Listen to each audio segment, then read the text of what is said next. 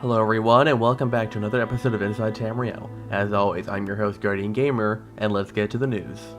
Last Thursday, the first content update was released for players on the public servers, bringing a host of fixes and tweaks along with 12-man raids called Trials and the adventure zone Craglorn.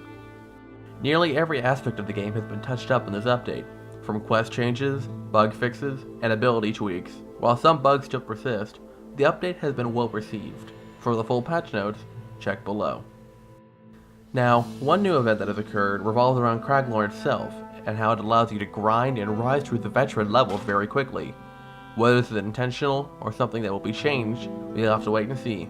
For now, if you're a veteran player and you're in Craglorn, go grind to your heart's content. With game news out of the way, let's see what's happening in the community. From Atropods on the Tamriel Foundry comes the latest version of the Foundry Tactical Combat version, 0.31. With updated tools and a streamlined interface.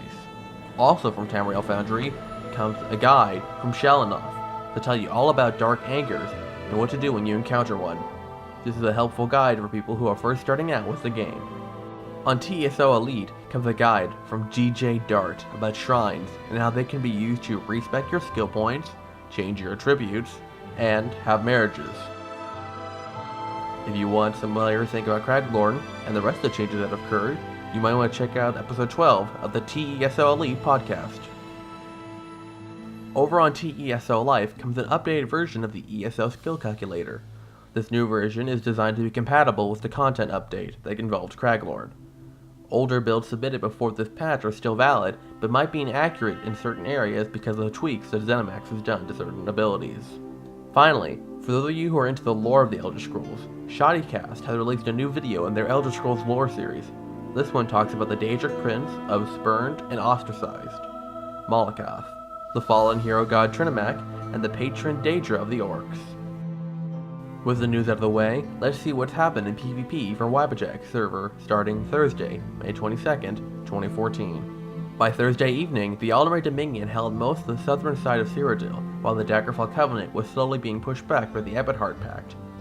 The Ebonheart Pact was able to push across Cyrodiil and capture many of the keeps, and almost all the Elder Scrolls by Friday afternoon. The Covenant and Dominion were able to slowly push the Ebonheart soldiers back, but by Friday night were only successful in regaining most of the map, and none of their Elder Scrolls. By Saturday afternoon, Daggerfall held most of Cyrodiil, and had been able to recover their Elder Scrolls, along with grabbing Emperorship for Saber Ali. The Aldmeri Dominion used this time to retrieve one of their stolen Elder Scrolls, but had difficulty trying to take back the other one from the fort of King's Crest. By Saturday night, the Daggerfall pushed deep into Dominion territory, but were cut off by Ebonheart troops, who went around from the south side of the Imperial City and captured the forts of Alessia, Robeck, and Nikel. With Daggerfall troops in the south cut off from reinforcements, the Aldmeri Dominion was able to push them back and regain their home keeps. The Dominion then moved on to capture the most of Cyrodiil by midnight and early Sunday morning. By Sunday evening, the Dominion was able to gather their resources together and grab Emperorship, and crowned Humble Soul as their Emperor. By claiming Emperorship, the Dominion was also able to recover one of their Elder Scrolls, and take a single Elder Scroll from each of the other factions. This resulted in them being on the defensive for most of Monday afternoon, as both sides tried to retake their scrolls. By Monday night, the Ebonheart Pact was able to recover their Elder Scroll. Daggerfall was only able to take as far as Robeck before it was dropped. They were able to steal one of the Aldmeri Elder Scrolls, however, and were able to hold it inside of rails for a certain amount of time. The Ebonheart Pact pushed across Cyrodiil once more, capturing all the keeps in eastern Cyrodiil, and made a push westward. But by Tuesday, Daggerfall had successfully repelled the Ebonheart Pact and reclaimed control of Aswell, Dragonclaw, and Brindle.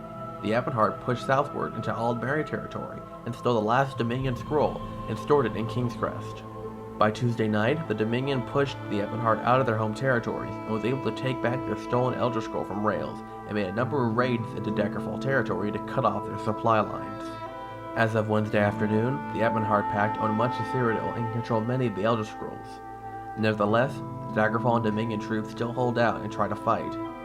With 29 days left in Cyrodiil, the Daggerfall Covenant is hurrying to try to close the gap between the Ebonheart Pact and themselves in terms of score. Will Daggerfall be able to succeed? How things will turn out, we will have to wait and see. Alright everyone, and we're done with another episode of Inside Tamriel. Thanks so much for watching. If you like what you see, be sure to hit a like and stay tuned for the latest news from ZeniMax, the community, and PvP. As always, I'm Guardiangamer.